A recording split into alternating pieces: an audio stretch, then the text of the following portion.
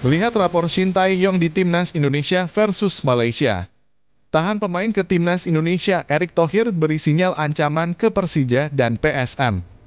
Pelatih Timnas Malaysia takut dengan kekuatan Timnas Indonesia di Piala AFF U23 2023. Sebelum kita lanjut videonya, mohon subscribe channel ini dulu agar tidak ketinggalan update berita Timnas Indonesia. Melihat rapor Shin Tae-yong di Timnas Indonesia versus Malaysia. Shin Tae-yong punya modal bagus saat memimpin Timnas U23 versus Malaysia pada fase grup Piala AFF U23 2023. Selama menangani Timnas Indonesia sejak Desember 2019, Shin sudah 2 kali berhadapan dengan Malaysia di berbagai ajang kelompok umur.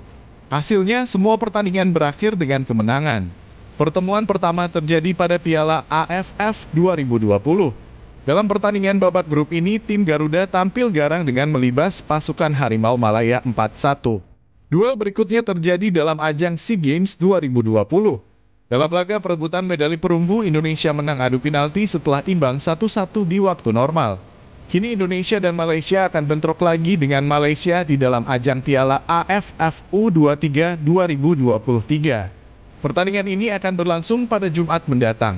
Pertandingan ini sangat krusial sebab bakal menentukan status di grup B. Setelah laga tersebut, Indonesia dan Malaysia akan menghadapi Timor Leste yang di atas kertas merupakan tim terlemah grup. Artinya tim yang bisa meraih kemenangan besar pada laga pertama kemungkinan menjadi juara grup dan lolos ke babak semifinal. Tahan pemain ke Timnas Indonesia Erick Thohir beri sinyal ancaman ke Persija dan PSM. Polemik pelepasan pemain ke Timnas U23 Indonesia ini masih berlanjut. Semua ini bermula dari Persija Jakarta yang enggan melepas pemainnya Rizky Ridho dan PSM Makassar yang menahan Zaki Ashraf ke Timnas Indonesia. Padahal kedua pemain ini dipanggil untuk memperkuat skuad Garuda Muda di Piala AFF U23 2023. Akan tetapi pelatih dari Persija dan PSM akhirnya tak melepas pemainnya ke tim Merah Putih.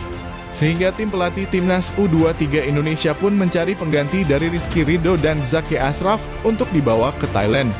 Kabar terbaru, Erick Thohir pun memberi sinyal ancaman untuk Persija dan PSM yang memutuskan melarang pemainnya membela Timnas U23 Indonesia. Situasi ini pun membuat pria yang juga menjabat sebagai Menteri BUMN tersebut mengaku pikir-pikir untuk membantu kedua tim tersebut. Erick mengatakan lagi pikir-pikir untuk membantu kedua klub agar bisa mengelola stadion sendiri. Mantan Presiden Inter Milan ini menjelaskan bahwa sebenarnya pemerintah memang sudah menyiapkan rencana untuk melakukan renovasi stadion-stadion yang ada di Indonesia. Pelatih Timnas Malaysia takut dengan kekuatan Timnas Indonesia di Piala AFF U23 2023. Pelatih Timnas Malaysia U23 Lafarasan was-was dengan kekuatan Timnas Indonesia saat bentrok di grup B Piala AFF U23 2023. Lafarasan mengklaim Timnas Indonesia akan tampil dengan skuad terbaik di ajang ini. Sebanyak 11 pemain jebolan SEA Games 2023 saat meraih medali emas dimasukkan Shin Tae-yong ke dalam skuad. Pada ajang yang sama Malaysia tak meraih medali. Tergabung dengan Thailand dan Vietnam di grup B, Malaysia gagal lolos fase grup SEA Games 2023. Karenanya, Indonesia dinilai kuat. Pertandingan Indonesia versus Malaysia akan berlangsung pada Jumat 18 Agustus 2023.